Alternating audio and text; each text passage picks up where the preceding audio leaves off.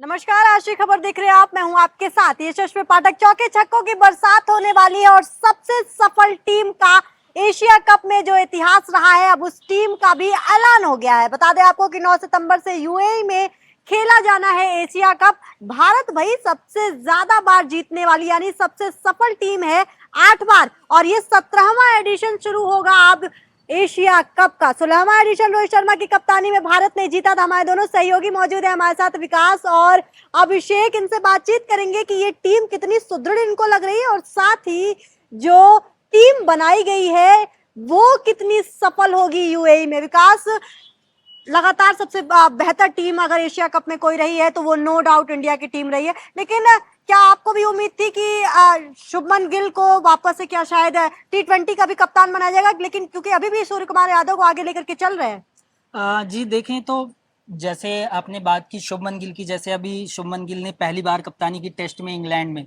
और वहां पे जिस तरह की भारतीय टीम ने प्रदर्शन किया, 2-2 से सीरीज बराबर करी, तो बहुत तेज से एक स्पेकुलेशन उठी थी कि शायद शुभमन गिल जो है वो अब व्हाइट T20 बॉल के कैप्टेंसी के लिए भी अब दावेदार हो जाएंगे। इवन यहाँ तक की बातें चलने लगी कि शायद जो 2027 का वर्ल्ड कप है उसमें रोहित शर्मा और विराट कोहली संन्यास लेकर शुभमन गिल को ही एज अ कैप्टन कंसीडर किया जाएगा। तो ये एक स्पेकुलेशन चल रही थी, लेकिन जब आज टीम का ऐलान हुआ, पहले तो ये था कि 1:30 बजे टीम का ऐलान किया जाएगा, लेकिन मुंबई में भारी बारिश है जिसकी वजह से अजीत आगरकर जो हेड कोच हैं वो लेट हुए, टीम का ऐलान भी डिले हुआ। लेकिन जब टीम शीट जो है वो सामने आई तो बिल्कुल ये पूरा क्लियर हो गया कि जो पहले से फॉर्मेट चला आ रहा है, सूर्य कुमार यादव कैप्टन रहेंगे, तो वो बिल्कुल सूर्य कुमार यादव अपने कैप्टन पद पर बरकरार हैं। हालांकि शुभमन गिल की T20 में काफी टाइम बाद वापसी हुई है और उप जी। कप्तान के रूप में वो हाँ। वापस आए हैं, तो उनको उनके लिए एक गोल्डन चांस है इसे भुनाने का।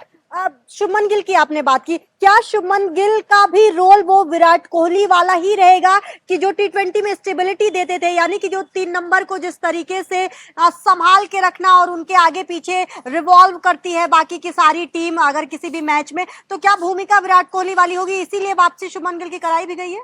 हाँ जी, अगर बिल्कुल शुभमन गिल के चाहे करियर पे नजर डालें, चाहे उनका शॉट सिलेक्शन हो, उनकी जो टेक्निक है, पूरा उनको कहीं ना कहीं विराट कोहली के सक्सेसर के रूप में देखा जाता है। और पिछले काफी सालों से विराट कोहली वो रोल टीम इंडिया के लिए अदा करते आए हैं।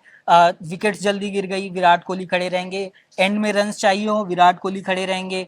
तो ये सारी चीजें जो विराट कोहली के साथ देखी जाती थी वो अब लोग शुभमन गिल के साथ एसोसिएट करते थे। लेकिन बीच में जब अभिषेक शर्मा और संजू सैमसन ने ओपनिंग करना शुरू कर दिया था, तो सूर्य कुमार नंबर 3 पर, फिर तिलक वर्मा, तो उन पे कहीं ना कहीं शुभमन गिल एक तरह से T20 की टीम से उस थॉट से माइंडसेट से गायब हो गए थे सिलेक्टर्स के। लेकिन अभी जिस तरह का उन्होंने आईपीएल में भी शानदार प्रदर्शन किया, आपने देखा होगा, साई सुदर्शन के साथ ओपनिंग करते थे, तो उन सब चीजों को ध्यान में रखते हुए और वो जो लीडरशिप क्वालिटी अभी उन्होंने इंग्लैंड में दिखाई है, उन सब चीजों को ध्यान में रखते हुए उनको उनकी वापसी हुई है इन सब में। लेकिन एक नाम जो रह गया जिसका काफी ज्यादा जिक्र था आईपीएल के बाद, श्रेयस अय्यर, कि शायद नंबर 3 पर श्रेयस अय्यर की वापसी होगी, क्योंकि उन्होंने पंजाब के लिए खेलते हुए जिस तरह का प्रदर्शन दिया था, वो क्वालिफायर आपको याद होगा, उन्होंने अपने दम पर मुंबई इंडियंस को अकेले क्वालिफायर से बाहर कर दिया था। तो काफी ज्यादा उनके नाम को लेकर चर्चाएं थी, लेकिन श्रेयस अय्यर को अभी इस टीम में मौका नहीं मिला है। शुभमन गिल आए हैं और एज वाइस कैप्टन वापसी करी है, तो उनके प्रदर्शन पर निगाहें रहेंगी। अभिषेक, ओपनिंग जोड़ी की बात करते हैं। जिस तरीके से अभिषेक शर्मा और संजू सैमसन ने लगातार पिछले कई वक्त से भारत को स्टेबिलिटी दी है, और न सिर्फ स्टेबिलिटी बल्कि जो पावर प्ले में जिस तरीके से धुआंधार बल्लेबाजी की उम्मीद की जाती है अभिषेक शर्मा के द्वारा, संजू सैमसन के द्वारा, लगातार 100 पे 100, शतक पे शतक, एक तौर पे कंपटीशन चल रहा था कि आज अभिषेक मारेंगे शतक या फिर संजू सैमसन शतक मारेंगे। तो आपको क्या लगता है कि ये जोड़ी कितना धमाल इस वक्त मचाने वाली है जब एशिया कप में भारत यूएई जाएगा? देखिए, अगर बात करें संजू की, तो संजू के पास काफी अनुभव है, चाहे आईपीएल का हो, चाहे इंटरनेशनल क्रिकेट का हो, तो कहीं ना कहीं संजू आपको जो है रुक कर खेलते हुए दिखेंगे। वहीं अभिषेक शर्मा विस्फोटक रूप से आपको देखने को मिलेगा। जिस तरह से उन्होंने आईपीएल में ऑरेंज आर्मी हैदराबाद के लिए काम किया, लगातार हर गेंद को हिट करना, अपनी मतलब बाउंड्री के पार पहुंचाना, वही उनका रोल होगा एशिया कप में। तो कहीं ना कहीं अभिषेक की बात की चाहे बात कर ले, चाहे सैमसन की बात कर ले, दोनों ही T20 के जो ओपनिंग बैट्समैन है बेस्ट बैट्समैन माने जाते हैं। और जिस तरह से आपने बताया दर्शकों को कि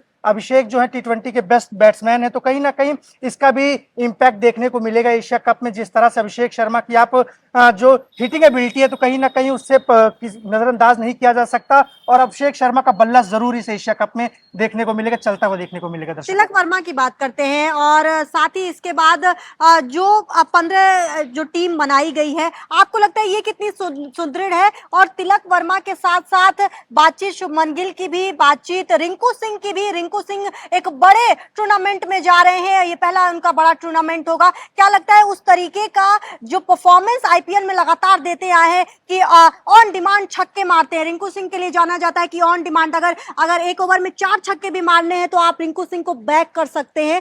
तो क्या लगता है कि ये परफॉर्मेंस उनकी बड़े टूर्नामेंट्स में भी नजर आएगी? जी, जिस तरह से देखिए अगर मिडिल ऑर्डर्स की बात करते हैं तो एक सबसे बड़ा जो नाम है वो शिवम दुबे का भी आ रहा है सामने। उनको स्पिनर्स का काफी अच्छा बैट्समैन माना जाता है। अगर जैसे आप देखिए अफगानिस्तान की टीम के पास अच्छे अच्छे स्पिनर्स हैं, उनके विरुद्ध शिवम दुबे अच्छा खेलते हुए नजर आ सकते हैं, क्योंकि शिवम दुबे को जो स्पिन है उसको अच्छा खेलते हैं। तो कहीं ना कहीं शिवम दुबे एक एक्स फैक्टर होते हैं मिडिल ऑर्डर में। और जिस हिसाब से आपने रिंकू सिंह का नाम लिया, रिंकू सिंह एक फिनिशर के तौर पर नजर आएंगे टीम में, जो उनका रोल है फिनिश करना, और वो करते हुए भी नजर आएंगे। जब टीम इंडिया को मुसीबत लास्ट ओवरों में फंसेगी, जब चेस करने में दिक्कत आएगी या जब रन रेट बढ़ेगा, तब रिंकू सिंह आपको क्रीज पे रहेंगे और रिंकू सिंह वो करके जरूर दिखाएंगे। जिस तरह से आपने कहा कि वो कह के छक्का मारते, तो कहीं ना कहीं रिंकू सिंह जो एशिया कप में है उनको एज अ फिनिशर ही रखा गया है। वो 6 और 7 नंबर पर आएंगे, जो उनका काम है हिट करना वो जरूर करते हुए नजर आएंगे। बाकी बात करेंगे मिडिल ऑर्डर की, तो शिवम दुबे एक अच्छा नाम दिखाई दे रहा है। जिस तरह से सेलेक्टर्स ने शिवम दुबे को टीम में रखा, तो कहीं ना कहीं स्पिन को जो खेलने वाला मजबूत खिलाड़ी है, इस वजह से शिवम दुबे को इन किया गया है। देखिए स्पिन का बड़ा महत्व रहेगा यूएई में, क्योंकि स्पिनिंग ट्रैक है वहां पर। और जब स्पिनिंग ट्रैक्स की बात आती है तो अफगानिस्तान का कोई सानी नहीं है। ये वही अफगानिस्तान है जिन्होंने अपने स्पिन के बदौलत ऑस्ट्रेलिया को घुटनों पर कर दिया था। तो उसके लिए शिवम दुबे को वो टैकल करने के लिए रखा गया है, जो अभिषेक ने बताया। और साथ ही अब थोड़ी सी बात करते हैं स्पिन डिपार्टमेंट और साथ ही हमारी जो फास्ट बॉलिंग है, क्योंकि हार्दिक पांड्या भी हैं इसमें, तो मीडियम फास्ट बॉलर की भूमिका वो भी निभाएंगे ऑलराउंडर की भूमिका में।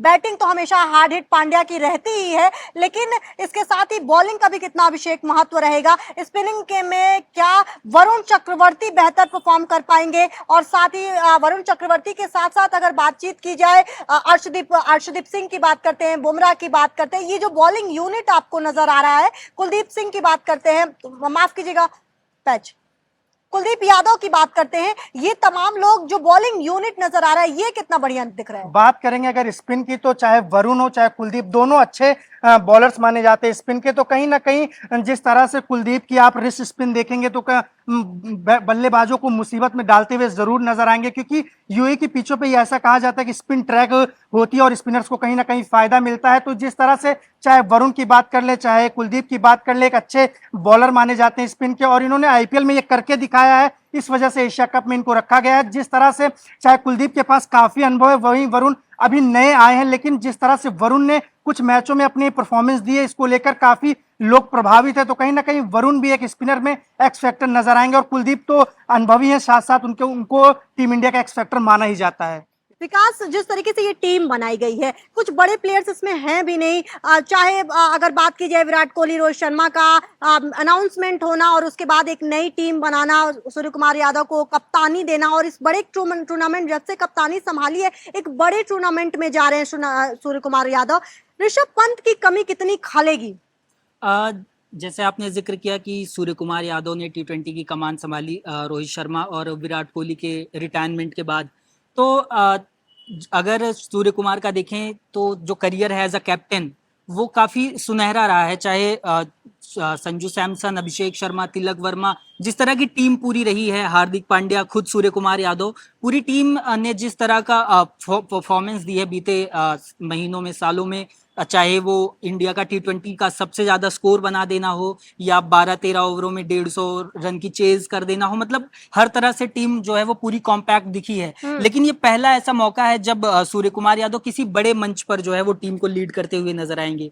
तो ऐसे मौके पर उनकी जो फॉर्म है उसको देखना होगा, क्योंकि अभी जो IPL गुजरा उसमें उन्होंने लगातार अच्छे प्रदर्शन किए। कई लगभग 12-13 ऐसी पारियां थी जिसमें उन्होंने लगातार 25+ स्कोर बनाए, लेकिन वो जो एक सूर्य कुमार की झलक होती है वो पूरे IPL में नजर नहीं आई। इवन इंटरनेशनल में भी पिछले काफी टाइम से उनकी जो सूर्या की जो चमक है वो कहीं ना कहीं धीमी नजर आई थी। तो उस पे कहीं ना कहीं निगाहें रहेंगी। और एक ये जो टीम सिलेक्शन जिस तरह का हुआ है, शुभमन गिल को उप कप्तान के रूप में वापस लाए हैं, तो ये देखना दिलचस्प होगा कि संजू सैमसन को कहां पर फिट करते हैं। क्योंकि अगर रेगुलर जो टीम चलती है T20 की सूर्य कुमार की कप्तानी में, यही फॉर्मेट रहता है कि ओपनर संजू सैमसन और अभिषेक शर्मा, 3 पर खुद सूर्य कुमार यादव, 4 पर तिलक और फिर हार्दिक पांड्या और फिर अक्षर पटेल, ऐसे टीम बढ़ती जाती है। लेकिन अब ये देखना होगा कि विकेट कीपर किसको खिलाएंगे, क्या जितेश शर्मा जिन्होंने RCB के लिए कुछ फिनिशिंग टचेस दिए थे IPL में, या फिर संजू सैमसन। और अगर संजू सैमसन को ओपन कराते हैं तो 3 पे कौन आएगा, क्या सूर्य कुमार यादव खुद अपनी जगह शिफ्ट करेंगे, क्योंकि अभिषेक शर्मा का तो फिक्स है कि वो ओपन करेंगे और वो किसी और रोल में देखे भी नहीं गए हैं। तो ये सारी जो कमियां हैं वो देखने को मिलेंगी। और बात की आपने ऋषभ पंत की, तो ऋषभ पंत का ये था कि शायद उनको टीम में वापस लाया जा सकता है, जिस तरह के वो प्लेयर हैं। और अभी IPL एंड होते होते उन्होंने शतक जड़ा भी था, उसके बाद टेस्ट में भी अच्छा प्रदर्शन किया, लेकिन उनकी चोट एक वजह बनी। और दूसरी वजह ये भी कि इंटरनेशनल में उन्होंने उनके अगर T20 करियर में देखें तो कोई उस तरह का उस तरह की परफॉर्मेंस कहीं देखने को नहीं मिलती जो स्टैंड आउट करे। तो वो सारी चीजें कहीं ना कहीं पंत के अगेंस्ट गई। तो वो जो है वो टीम पर भी अभी जो टीम का फॉर्मेट था उसी पे चल रहा है। बस एक नई वापसी जो हुई है वो शुभमन गिल की हुई है। एक बेहतर इसमें नाम आपने अक्षर पटेल का भी लिया है। पिछले कई समय से जब हमने चाहे चैंपियंस ट्रॉफी भी अगर हम उठा ले तो अक्षर पटेल की बड़ी भूमिका रही थी, चाहे बल्ले से चाहे गेंदबाजी से। तो वो भी कितनी अहम भूमिका में रहेंगे हार्ड हिटिंग पांड्या के साथ। ऑलराउंडर की भूमिका तो अक्षर पटेल भी अपने आप में निभा ही रहे हैं। जी बिल्कुल। अक्षर पटेल को अगर देखें तो जडेजा के सक्सेसर के रूप में उन्हें देखा जाता था, क्योंकि वो भी लेफ्ट आर्म बॉलिंग करते थे और बैटिंग अच्छी देते थे। और अक्षर पटेल का रोल जैसे आपने जिक्र किया कि काफी क्रूसियल रहता है, चाहे T20 वर्ल्ड कप याद करें हम, जब विराट कोहली एक तरफ फंस के खेल रहे थे, लगातार विकेट भी गिर गए थे, पंत आउट हो गए थे, रोहित आउट हो गए थे, तब अक्षर पटेल ने ही आके टीम को संभाला था। इवन वो जो उनकी 20 ऑड गेंदों में 47 रनों की जो पारी थी वो काफी क्रूसियल रही थी T20 वर्ल्ड कप के लिए। उसके अलावा उन्होंने मतलब कई मौकों पर ऐसी परफॉर्मेंसेस दी हैं जिन्हें भूला नहीं जा सकता। चाहे दिल्ली के लिए आप बात करें, उनकी जो ऑलराउंड एबिलिटी है, फील्डिंग, बैटिंग, बॉलिंग, सबको देखते हुए उन्हें दिल्ली की कैप्टनशिप भी मिली थी, उन्होंने अच्छा किया भी था। तो ये सारी चीजें जो हैं वो एक स्टेबिलिटी टीम को प्रदान करते हैं। फास्ट ऑलराउंडर जो है वो हार्दिक पांड्या और जो स्पिन ऑलराउंडर हैं अक्षर पटेल, तो इनका काफी रोल होने वाला है। और खासकर UAE की पिचेस पर जहां स्पिन को एक्स्ट्रा मदद मिलती है, तो इन सब चीजों पर ध्यान रखकर पूरी टीम बनाई गई है। और कहीं ना कहीं सबसे जो स्ट्रॉन्गेस्ट कंटेंडर है वो इंडिया को ही माना जा रहा है एशिया कप। लेकिन अगर टीम की बात करें, क्योंकि एशिया कप की सबसे बेहतर टीम अगर कोई है पिछले कई सालों का रिकॉर्ड अगर आप उठाएंगे तो भारत के अलावा और कुछ भी नहीं। लेकिन इन सब के बीच में हम बेस्ट ऑफ द बेस्ट, खुद में हमारा कंपटीशन है। यशस्वी जायसवाल बेहतर प्लेयर हैं और वो टेस्ट में भी नजर आता है। ऑल 3 फॉर्मेट प्लेयर हैं, अगर ऑन डिमांड छक्के मार सकते हैं, प्लेग्राउंड पे खेल सकते हैं। जिस तरीके से यशस्वी जायसवाल ने IPL में भी अपना प्रदर्शन किया था, ना होना यशस्वी जायसवाल का, श्रेयस अय्यर का ना होना, क्योंकि ना सिर्फ कप्तानी एक क्रिकेट ब्रेनर है उनके पास, वो क्रिकेट ब्रेन समझ रखते हैं, बल्कि एक्सपीरियंस भी है, चाहे वर्ल्ड कप का एक्सपीरियंस हो या तमाम बड़े टूर्नामेंट्स का एक्सपीरियंस हो। आपको नहीं लगता है कि एक्सपीरियंस की कमी कहीं ना कहीं इस टीम में नजर आएगी? एक्सपीरियंस की कमी की अगर बात करें तो वैसी बहुत खासी कमी नहीं है, क्योंकि जो अभी टीम जो है, चाहे अभिषेक शर्मा की बात करें, चाहे संजू सैमसन, बड़े टूर्नामेंट, एग्जैक्टली वही मैंने जैसे शुरू में ही जिक्र किया था कि जो ये टीम है जो पिछले 2 सालों से लगभग या 1 साल 1.5 साल से खेल रही है, उसका जो टेस्ट है वो अब एशिया कप में होने वाला है, क्योंकि ये बड़ा मंच है। जैसे बायलैटरल सीरीज में सबने देखा अभिषेक शर्मा ने किस तरह की परफॉर्मेंसेस दी, संजू सैमसन के बैक टू बैक शतक, तिलक वर्मा के बैक टू बैक सेंचुरीज आपने सबने देखा था। तो वो जो चीजें हैं अब उन्हें बड़े मंच पर जो है वो एग्जैक्टली एग्जीक्यूट करने का टाइम आ गया है। और अगर आपने किन्हीं प्लेयर्स को इतने टाइम से बैक किया है और उनकी फॉर्म भी अच्छी लगी हुई है, ये भी नहीं कह सकते कि कोई ऐसा है जो बिल्कुल आउट ऑफ फॉर्म है, तो जो चीज बिगड़ी नहीं है उसे क्यों बिगाड़ना। शायद इसी माइंडसेट के साथ जो है बीसीसीआई जा रहा है। और जैसे आपने जिक्र किया कि यशस्वी जायसवाल, श्रेयस अय्यर का, तो श्रेयस अय्यर का बिल्कुल बहुत मतलब कयास भी थे और बनता भी था जिस तरह का परफॉर्मेंस उन्होंने आईपीएल में दिया था, लेकिन उनका बैड लक ही कहेंगे कि उन्हें टीम में मौका नहीं मिला है। और यशस्वी जायसवाल के लिए अगर वो आते तो अभिषेक शर्मा की जगह पर ही आते, और अभिषेक शर्मा ने कहीं ना कहीं वो अपनी जगह अर्न कर ली है, तो वो अभी यशस्वी जायसवाल को मौका तभी मिल सकता है या तो अभिषेक शर्मा काफी बेकार करें या यशस्वी जायसवाल इतना एक्स्ट्राऑर्डिनरी कर दें कि उनको अभिषेक को रिप्लेस किया जा सके। जब कुछ बिगड़ा ही नहीं है तो बिगाड़ने की जरूरत क्या है, लेकिन भारत बिगाड़ेगा क्योंकि पाकिस्तान से भी तो मैच है और पाकिस्तान की सूरत बिगाड़ने का काम